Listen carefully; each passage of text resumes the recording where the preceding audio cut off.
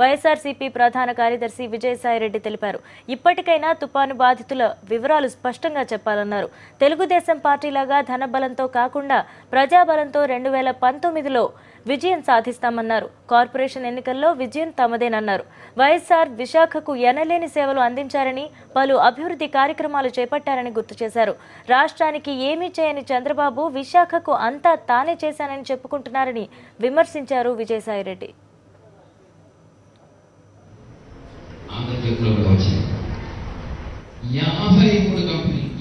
చంద్రబాబు చేస్తున్నటువంటి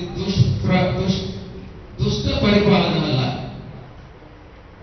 విధి విధానాల్లో ఉన్నటువంటి పాలసీ మ్యాటర్స్ లో చేస్తున్నటువంటి తప్పుల వల్ల, ఈయన ఎటువంటి రాయితీలు పరిశ్రమలకు ఇవ్వని దాని వల్ల ఇక్కడ భవిష్యత్తు లేదు అన్నటువంటి ఉద్దేశంతో 53 ఫార్మా కంపెనీలు కర్ణాటకకు తరలించేటటువంటి ప్రయత్నం జరుగుతుంది.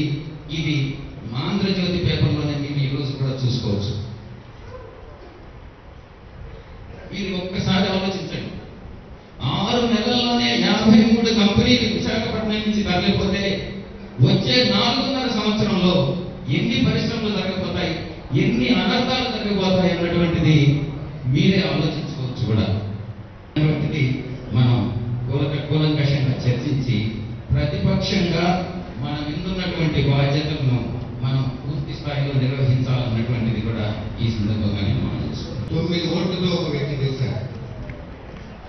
కేవలం 9 ఓట్లతో. ఒక రాజస్థాన్ లో జోషి అనే ఒక ఆయన కాంగ్రెస్ నుంచి పోటీ చేశాడు. అధిష్టానం రేపు చూస్తే ఆయన సీటు గెలవనందువల్ల పార్టీ కూడా ఓడిపోయింది. ఒకే సీట్లో పార్టీ ఓడిపోయింది. ఒకే ఓటుతో వ్యక్తి ఓడిపోయాడు. తర్వాత వచ్చి ఇంట్లో కూర్చొని విశ్లేషించారు.